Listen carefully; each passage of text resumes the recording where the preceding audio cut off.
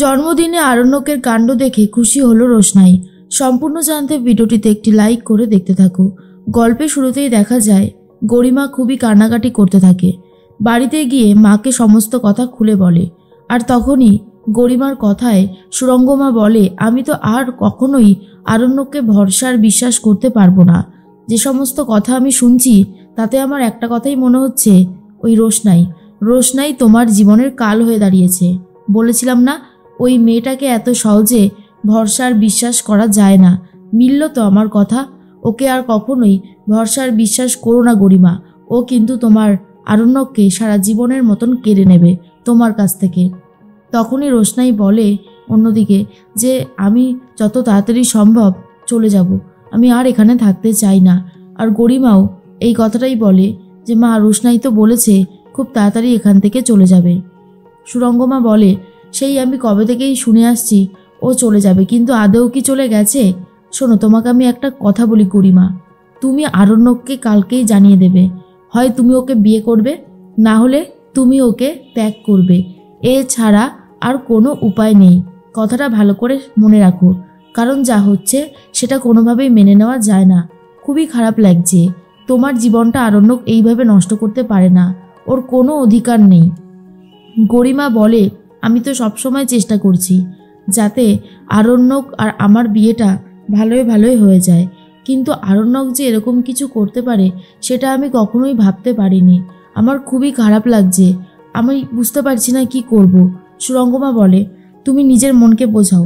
যদি বিয়ে করো তাহলে আরণ্যককেই বিয়ে করবে, আর যদি ভাবো যে বিয়ে করবে না তাহলে আর আরণ্যককে বিয়ে করার কোনো দরকার নেই। আশা করি তুমি আমার কথাটা বুঝতে পেরেছো। এর মধ্যেই মনে মনে একটা কথাই ভাবছে গরিমা, কি করবে? সে তো আরণ্যককে ভালোবাসে, আরণ্যককে কোনোভাবেই ছাড়া সম্ভব নয়। সুরঙ্গমা বলে, ব্যাস, তাহলে তুমি আরণ্যককে বিয়ে করবে। কালকে ওর জন্মদিনের পার্টিতে গিয়ে বুঝিয়ে দেবে যে তুমি শুধু ওকেই চাও।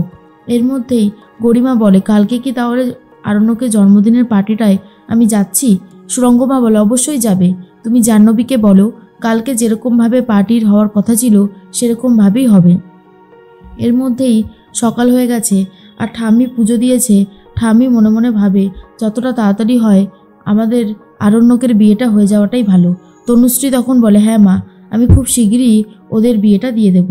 বলতে বলতেই চলে এসেছে গরিমা, সুরঙ্গমা আর নীলাব্জ। গরিমা তখন বলে, ঠাম্মি, তোমার পুজো দেওয়া হয়ে গেছে? ঠাম্মি তখন বলে, হ্যাঁ, এই তো হলো। দেখো না, এখনও বাদশা নিচে নামেনি, যাও তো ওকে নিচে নামিয়ে নিয়ে এসো। এর মধ্যেই জাহ্নবী বলে, কি হলো গরিমা, এসো। এরপর গরিমা আর জাহ্নবী দুজন মিলেই চলে গেছে আরণ্যকের ঘরে। তখনই আরণ্যক কাজ করছিল। এর মধ্যেই জাহ্নবী বলে, গরিমা এখনও কাজ করে যাচ্ছে, যা বলার তুমি বলো আর তারপর ওকে এখানে নিয়ে এসো। গরিমা তখন বলে, আরণ্যক আর কতক্ষণ কাজ করবে? আরণ্যক বলে, আমার আরেকটু কাজ বাকি আছে গরিমা, একটু কাজটা করে নি। কিন্তু গরিমা তখন বলে, না, অনেক কাজ হয়েছে, এখন তুমি আর কাজ করবে না, এখন তুমি আমাকে একটু সময় দেবে। আরে একটু সময় দিলে কী বা হয় বলো তো? তখন আরণ্যক বলে, সেটা বুঝতে পেরেছি, ঠিক আছে, আমি রেডি হয়ে নিচ্ছি। এর মধ্যেই গরিমা আরণ্যককে জড়িয়ে ধরে, কিন্তু আরণ্যক আর গরিমাকে জড়িয়ে ধরতে পারে না। আরণ্যকের বারবার করেই মনে হয় সে রোশনাইকে ভালোবেসে ফেলেছে। রোশনাই ছাড়া আর কোনো মেয়েকে স্পর্শ করাটা ঠিক না, তাই আরণ্যক গরিমাকে আর জড়িয়ে ধরতেও পারে না। এদিকে রোশনাই সব ভালো মন্দ রান্না করছে আরণ্যকের জন্য, আর তার মধ্যেই চলে এসেছে মিনি তখন বলে, রোশনাই, খাবারটার যা গন্ধ বেরিয়েছে না, দারুণ সুন্দর গন্ধ বেরিয়েছে, আমাকে একটু দিবি? রোশনাই তখন বলে, হ্যাঁ দেব, কেন দেব না। এরপর বাটিতে আলাদা করে তুলে দিয়ে দেয় মিনিকে, আর মিনি তখন বলে, খুব সুন্দর হয়েছে খেতে। তার মধ্যেই গরিমা বলে, এই তো আমি আরণ্যককে নামিয়ে নিয়ে এসেছি। এর মধ্যেই ঠাম্মি বলে, দেখি পুজোর ফুলটা একটু মাথায় ছুঁয়ে দিই। তখন আরণ্যককে পুজোর ফুলটা মাথায় ছুঁয়ে দেয় আর তারপরে প্রসাদও দেয়। এর মধ্যে সুরঙ্গমা বলে, রোশনাই, তুমি খাবারগুলো সব সাজিয়ে দাও, বুঝতে পেরেছ? রোশনাই তখন বলে, হ্যাঁ মাসি, আমি এক্ষুনি খাবারগুলো সব সাজিয়ে দিচ্ছি টেবিলে। এরপর একে একে উপহার দেওয়ার পালা চলে আসে। আর তখন দাদু বলে, বাদশা, তোমার গরিব দাদু এই যে তোমার জন্য এটা নিয়ে এসেছে।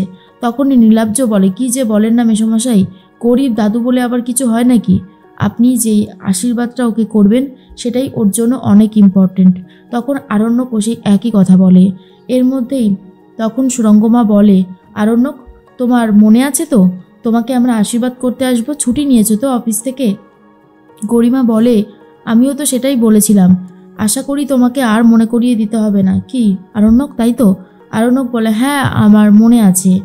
এর মধ্যেই একে একে আবারও সবাই আশীর্বাদ করতে শুরু করে আর উপহার দেয়।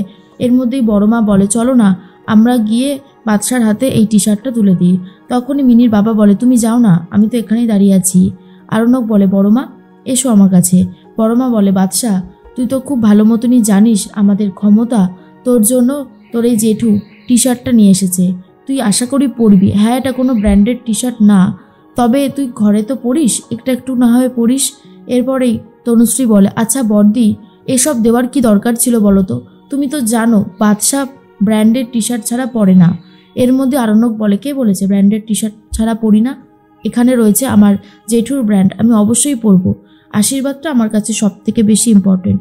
নীলাব্জ তখন বলে, এই তো একটা ঠিক কথা বলেছে আরণ্যক। এরপরেই সবাই দিচ্ছে উপহার, তারপর তনুশ্রীও দেয় একটা ব্রেসলেট। আর অন্যদিকে তখনই বাবলু বলে, জানো তো বাদশা, তোমাকে কিছু দিতে পারলে আমার খুব ভালো লাগে। তোমার জন্য আমি একটা ভালো উপহার এনেছি ঠিকই, কিন্তু আজ আমি গরিমাকেও একটা উপহার দেব, কারণ আমি চাই তোমার আর গরিমার জীবনটা অনেক সুখের হোক, তোমাদের মধ্যে আন্ডারস্ট্যান্ডিংটা ভালোভাবে হোক। কিন্তু মাঝখানে অনেক ঝামেলা হয়েছে ঠিকই, আর যেন কোনো ঝামেলা না হয়, তোমার আর গরিমার মধ্যে আর যেন কোনো থার্ড পার্সন ঢুকতে না পারে, সেটা তোমরা দেখে নিও।